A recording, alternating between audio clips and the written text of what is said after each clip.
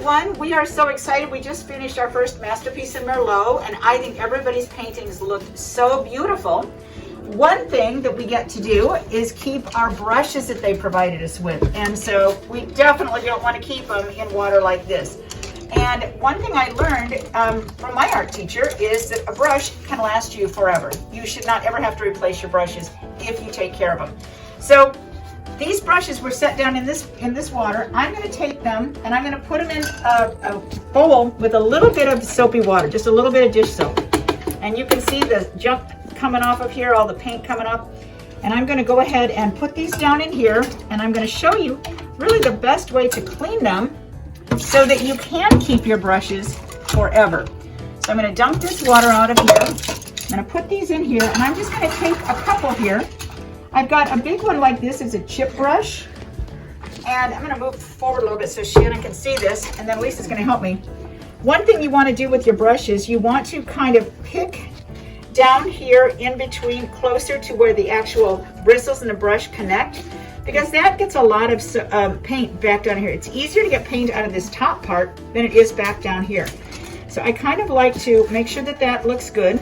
Another thing you can do is take your paintbrush, press it on a piece of colored paper, and on a piece of paper, and if you can see that there's still paint on the paper, then there is still paint in the brush.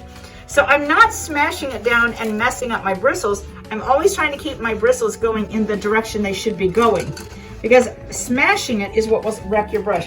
I see here's a brush that somebody smashed, and they've taken it and they must have been doing like this. And see, then your bristles get all puffed up and it's hard to get them back in order. So I'm going to go back to this one. I'm going to keep trying to make sure I'm getting this paint out of here. I'm going to try it again on a clean spot. And you know what? There's a teeny bit of blue, but it looks like I'm getting a lot closer. These larger brushes are always a little bit harder because they just hold more paint. Like this is getting a lot better. Now I believe I'm ready to let Lisa rinse the soap out of here. And I'm feeling like this is a cleaner brush now. So Lisa, come on over here.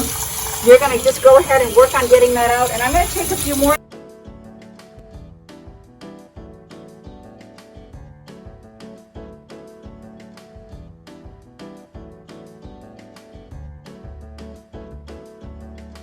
And I'm going to do this, I'm kind of testing these. They look pretty good actually. Some of these I think maybe weren't used. They're so clean. Have the bristles, you should reshape the bristles in the direction that they were when you first got it. So these should be, it should dry together like this, making a point. So if we do this, dip in a little bit of soapy water, make sure we get all the paint out. I think they're good, Lisa. I'll take those and I'll give you this one.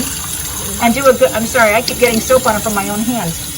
And do a good job rinsing and get these lined back up. Then we should be able to use these paint brushes over and over and over again. So that's our little tip for today on how to take care of our paint brushes.